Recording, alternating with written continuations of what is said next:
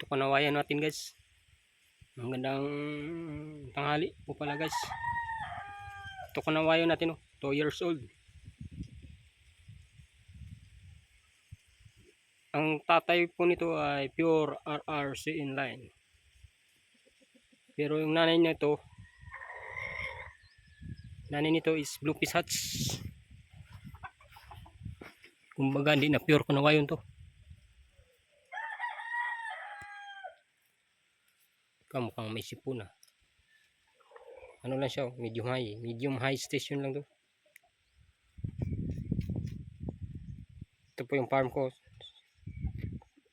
Sa may backyard lang po tayo, backyard. Pero wala pong masamang mangarap mga idol unti-unti na po unti-unti na pong lumalaki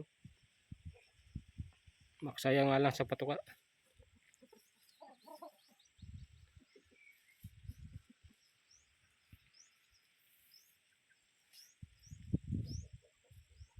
Naipalaban na sana to kaso lugon, hindi sabay-sabay yung pagtanggal ng balahibo niyan. Meron yan dito.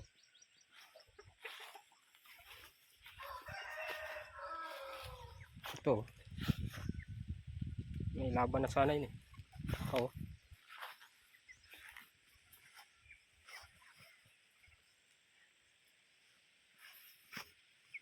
blue fish hatch, nanay nito blue fish hatch.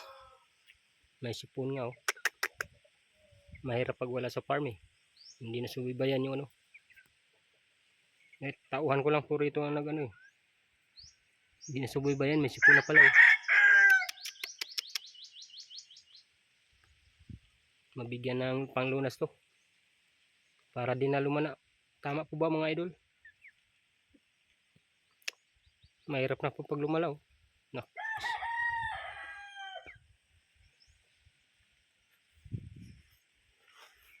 Nasa bundok ko kasi to.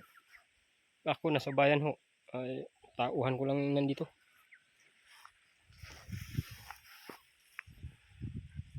Di bali, maagapan habang maaga. Medyo lang siya, medium high. Baba lang. Grabe ang palo nito.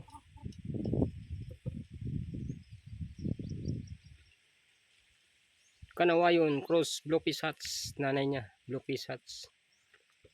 Tatay niya is pure RRCN. Galing pa sa Manila tatay niyan. Sisiw pa lang dala ko. Nabili ko po sa Mandaluyong.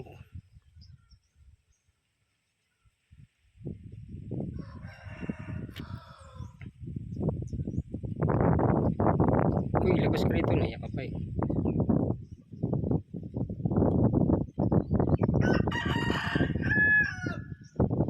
Labas ka dito, labas.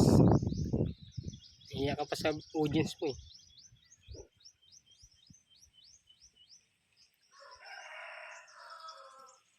At hindi na po ako magtatagal mga idol. Hanggang dito na lang. Please like, comment, subscribe. Maraming salamat po sa tiwala.